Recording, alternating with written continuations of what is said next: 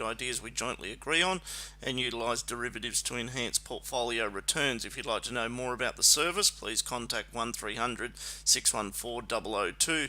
The technology that I'm using tonight is the Investor Signals member area. You can subscribe to it for the year for $1,320 or obtain a free trial by visiting investorsignals.com.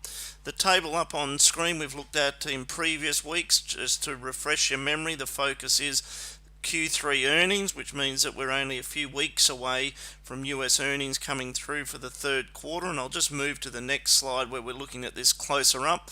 So what we do know is the second quarter earnings were $30 of average earnings per share for the S&P 500. The market's looking for a 20% increase in the average earnings next month for the third quarter, and the concern that we have with equity markets is high PE valuations and some risks around whether we actually get this level of 20% bounce in Q3 and 30% bounce in Q4. So it could set up a period where the earnings results disappoint and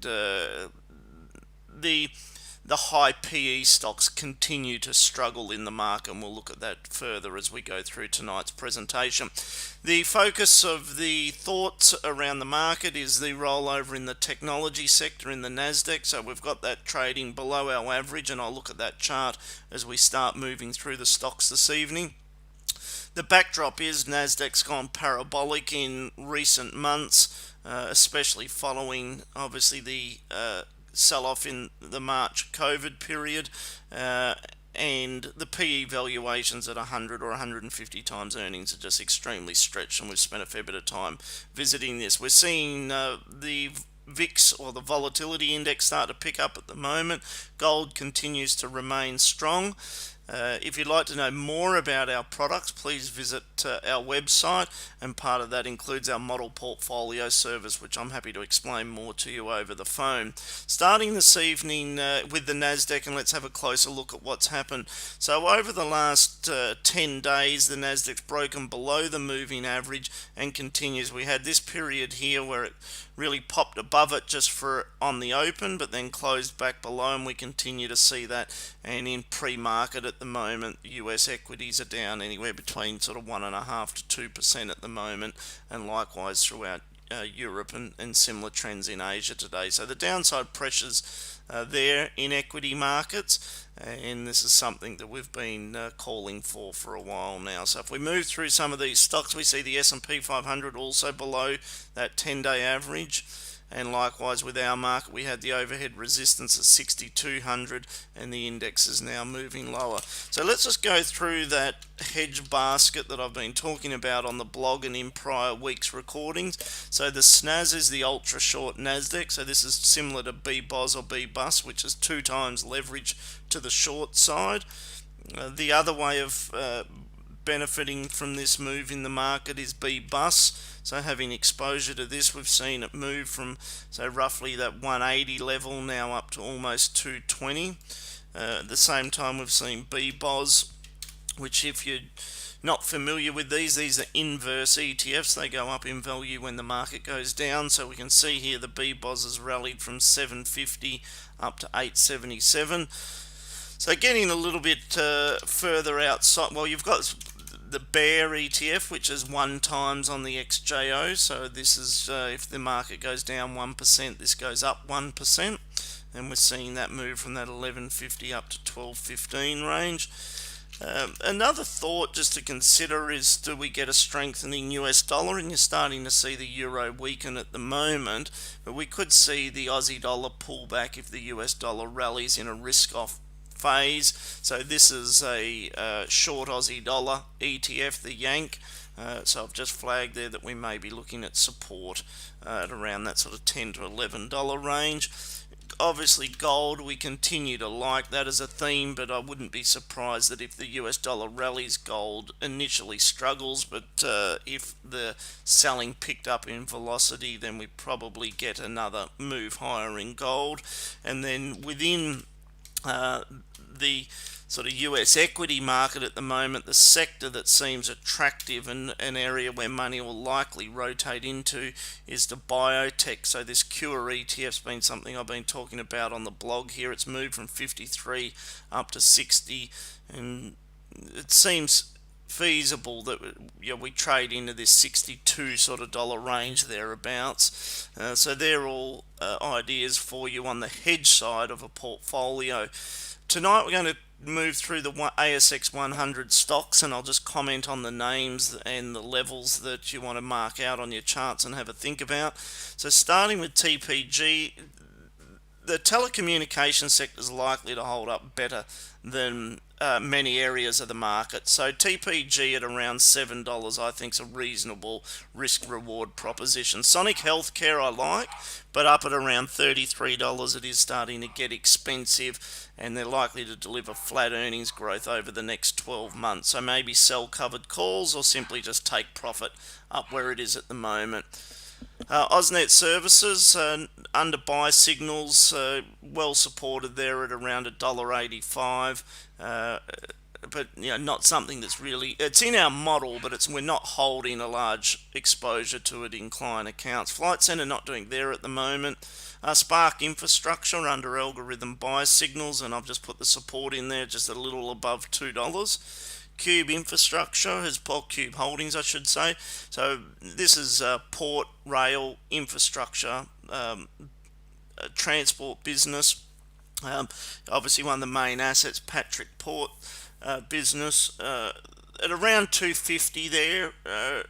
It's obviously a tough trading environment for these businesses at the moment, and with the Taronga ports in New Zealand having similar issues, but I would at least keep this on your watch list. Watch the short-term indicators, maybe hold off on doing anything until you see it trade back above the upside of that moving average. And I think in some respects that applies for most stocks at the moment. Given the downward pressure in the Nasdaq and the S&P, you don't want to be sort of hunting out too many buy side opportunities until we start to see some buying support come into that US equity market.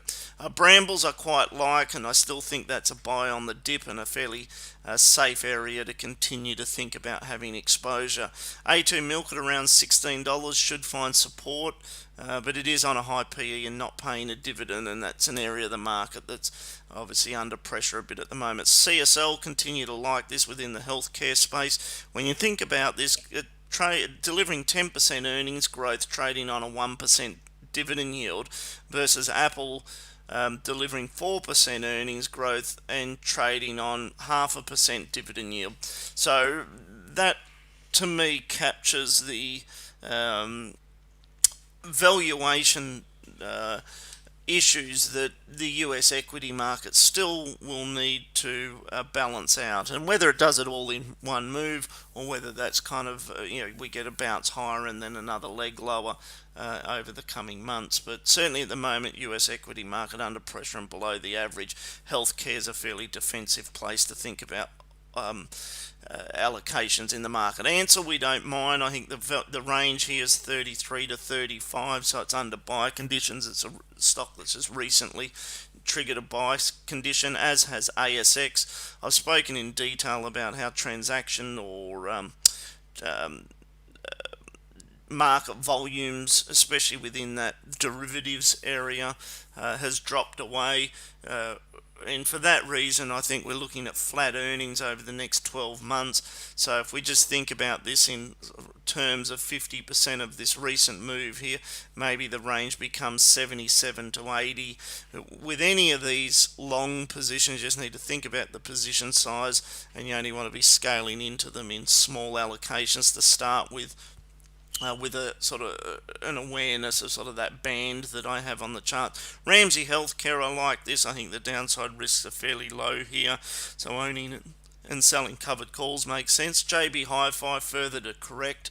So we're seeing in the US retail spending start to fall away as their stimulus checks have discontinued, and whilst not to the same degree, we're continuing to get further support here in Australia, but certainly at a diminishing rate. So I think that has an impact on discretionary spending here in Australia, like what we're starting to see show up in the August numbers in the US. So in the case of JB Hi-Fi, looking for that back down below that $40 level. APA Group in the infrastructure space continue to like this. I think that's a buy on the dip. Beach Energy, oil prices at $40, they're likely to consolidate where they are at the moment. If we get a pickup in inflation, which is unlikely right at the moment, you could see a spike in oil. If we see what is more probable as a catalyst to drive oil higher is a recommencement of global travel. Now, it doesn't look like that's going to happen this side of Christmas. Maybe it's a March quarter story or even a June quarter story, but the expectation would be that between now and say December, we'd be looking at a low point in oil, I would think, and with a view that it trades moderately higher next year. Coles Group, defensive income contributor portfolios own at sell covered calls. And the reason why I mention these covered calls at the moment is that I think with the downward pressure in US equities, even sort of the safe haven yield names are probably more likely to trade sideways than higher. So it sort of lends itself to an environment where selling calls makes sense. The health insurers still avoiding those at the moment. Sydney Airport support there at around $5, but little visibility on earnings. Kiwi Insurance, I'll keep an eye on this, maybe down at around this 850 level, and I'll keep you updated on the blog. It could find support. Wesfarmers, wide range here, so again, think about your position sizing, small amount here. $40 is the 50% retracement, and that becomes the range, and I appreciate these are fairly wide at the moment, but it's reflective of, again, that downward pressure in US equities. So somewhere between $40 and $43 Wesfarmers is likely to find support. REA Group, so this is the first of the technology basket that we track that's now switched to buy signals.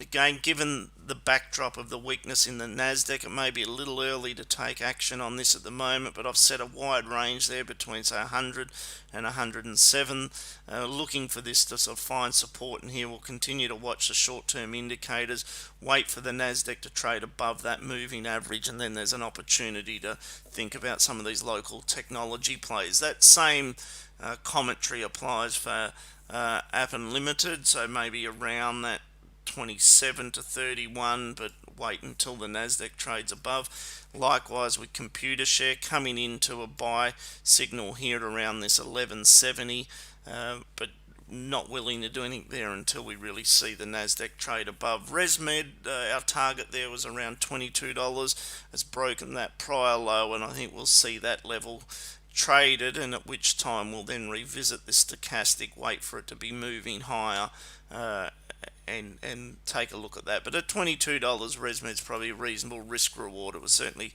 too expensive, as I'd been discussing in prior weeks. Next, DC, remain cautious on this after reviewing the accounts of the business. You can see the risks around essentially the business not being profitable unless you consider depreciation and amortization. I think that creates some cash flow issues for the company where they continue to need to raise money, which is fine in a strong bull market, but there may be some risks there that we just need to keep an eye on there with NextDC, so avoiding that at the moment. Fortescue Metals, for the moment, iron ore still looks to be the right allocation for portfolios. So Fortescue's now under buy signals. We got the stochastic continuing to head lower, and I'll update you on the blog as we start to see this turn. Again, not really looking to build too many new long positions while the US equity market's below that average. Orica, support there at around that $15 to $16. You're seeing some negativity in the media about Orica, indicating that the local LNG or gas prices are driving up cost of production. I think that's weighing on sentiment here at the moment in Orica, and it looks like maybe we could see a test of that $15 support level. Afterpay, too expensive. could come back to as low as sort of $40 to $50 range, I think, before buying interest really pick back up in it again. Alumina, not doing there at the moment. I think you're better off focusing on Fortescue and Rio and BHP at present. Westpac Banking, not doing there. The banking sector still all remains a bit stressed, and we're likely to see further downward pressure on it. Northern Star Resources within the gold space, I think you ought to keep this on your list and think about whether it's Newcrest, Northern Star, Gold Roads, continuing to have some exposure to those names. Newcrest is the most defensive, support there at $30. As I said, we may get a little bit of selling as the US dollar bounces, but gold's likely to find support and move higher. Fisher Paykel Healthcare, so this is interesting, shifted to algorithm buy signals. We've got a wide range there from 25 to $28, and I'll update you with more detail on that on the blog over the next day or two. Saracen Minerals, preference again, Newcrest over Saracen. Now what we're doing is moving into stocks that are under primary sell signals. So these are stocks that we filter through from a point of view of looking for short opportunities, or at least reassessing whether we want to be holding these names in the portfolio. So the difference being they've shifted from buy conditions into sell conditions. So as we move through these, let's have a focus on that. Lendlease currently under resistance at around $13-14. Worley's under resistance at around $10. Nine Entertainment, I think resistance up there at around 180. South 32, cheap on historical basis. The commodities that they're in are down 50%, profits down 50%. But are we at a point where those commodity prices sort of find support? But interesting, the buying interest is starting to build there in South 32, but is under sell signals. Medibank Private, probably at 250, it's got enough yield support where it's not likely to move too much lower, I wouldn't think. Star Entertainment, I think resistance up there at 310, 315. Aurora, oversold where it is at the moment, but is under sell signals. If we look back, that was the last major sell signal that we had. The stocks move lower. We've now got the sort of shorter term up arrow, and you're just getting a counter trend bounce here. And that's something that I'd spoken about that was likely to happen in prior week's call. Likewise here in Ample at around $23. This is the old Caltex business. It's a counter trend trade, but value's emerging there, and it should find some level of support. Origin, same, probably counter trend trade. If we look at what's happened here, it's rolled over, created a lower high there at around $6.30, but at around $4.50. It should find enough support there to start to get a bit of a pickup in buying interest. Seek, remain cautious on this still. I think it creates a lower high and rolls over and has another leg down. Woodside Petroleum, clear under sell conditions. It's made lower lows, lower highs. From that algorithm signal, it's moved lower. But on a short-term basis, we could be getting down to a level where it finds support and gets a counter-trend move higher. Treasury Wine's not doing there at the moment. Woolworths, a little like, Coles has actually held up better, I think, than Woolworths, but back at around this $26 level, Woolworths is likely to find buying support and owning it. Actually, I'll just jump back and finish off on that, because I think it's worth pausing to recognise that the range here is, say, 34 to 36, and then you want to have some exposure to Woolworths as it starts to cross back above that average and this stochastic starts to turn back up. And maybe think about selling covered calls over at Cochlear. We don't like that. We think there's better opportunities in the healthcare space. Avoiding oil search, Horizon will find support down here at around this 425 on a yield basis, but there's not much in the way of earnings growth there. Coca-Cola yield supported around $9, but it is under sell signals, so it's not a stock that we're too active in. Insurance Australia Group continues to get cheaper, but maybe just keep an eye on sort of when it crosses back above this moving average and the stochastic turns higher. Could be getting down into oversold levels there at the moment. BlueScope, assuming it runs into resistance at around $13. Amcor, well supported, given the amount of packaging of their businesses over consumer staple type products, but up against resistance where it is at the moment. We don't think there's too much upside in that. Car sales resistance at around $21. I'd expect that to move lower as earnings results come through. Oz Minerals likely to be up against resistance there at around that $15 level. Cleanaway, so we've seen in the media the CEO of the company questioned about his management style, and there's been some negative publicity about that. That's really all I can see as the reason for this sell-off in the share price.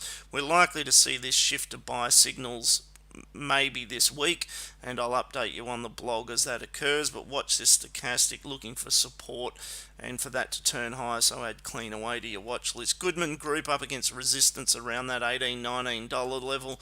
As I've mentioned previously, we like the growth story here in Goodman, but would want to buy it on a more material pullback, so it may take a much broader sell-off in the equity markets for Goodman to get down into our buy range. James Hardie, not doing there at the moment, up against resistance. Link, not doing there. Telstra Corporation, so a clear downtrend. The sell signals there at around 350. It's moved lower, but as we're seeing with a couple of these names at the moment, the shorter term indicators pointing higher, so wait for the price to cross the average, and we may be sort of down at a level where Telstra gets some yield support. And just to point out, we don't make a habit of buying stocks that are under primary sell signals. I'm just drawing your attention to a couple of quality names that that may see a counter trend bounce. So Santos, not doing there at the moment. See overhead resistance there at around $6 under sell signal. Aristocrat, we think this runs into resistance here at $30 and may have fairly substantial downside risk coming into the next earnings result. Stockland looks to be running into resistance and rolling over. Tabcorp, overhead resistance there at around 360. We're not likely to see a pushback through that in a hurry. ALS up against resistance and likely to roll over and struggle below that $9 level. Crown Resorts struggles below that sort of, if we look at the pattern here, resistance at say 11 and then again at 10 and maybe even tighter there at around that 930, but the pressure I think is to the downside there with Crown for the moment. Incitec pivot, preference Orica over Incitec. Charter Hall up against resistance here at around $13, and we think there's in general the whole office or property space is a fairly high risk proposition at the moment. Domino's, so made a higher high. We'd expect this to shift to buy conditions, maybe on a more substantial pullback, and over the coming months we may see this trigger a buy signal, maybe around that $70 level, and I'll keep you updated on the blog. The index itself rolling over as we've discussed and trading below the average. Boral up against resistance there at around that 430. I don't think it trades through that.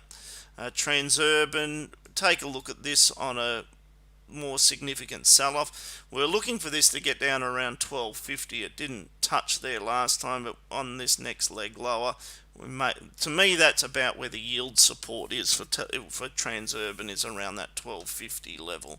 So we'll continue to keep an eye on that. Downer EDI, preference CIMIC over Downer. AGL under sell pressure. We had the sell signal there at around $18 and the stock continues to move lower. That might be a name that you just keep an eye on if you're toggling through your charts, or I'll update you on the blog if we see the price cross back above that moving average. There may be a sort of a value and yield support trade there in AGL, but certainly out of favour at the moment. GPT, I think the pressure continues to the downside there. Iluka up under resistance at $10. Reliance not really doing too much there at the moment. Xero, part of that technology basket. I'd like to see this correct a little bit further, but we'll watch this for the next algorithm buy signal and I'll draw your attention to it via the blog.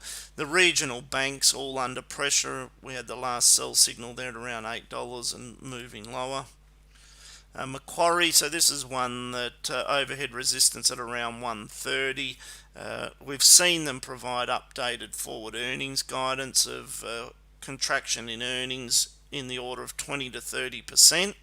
and we're likely to see the global banks continue to come under pressure over the coming months. So I think that creates downside risks for Macquarie.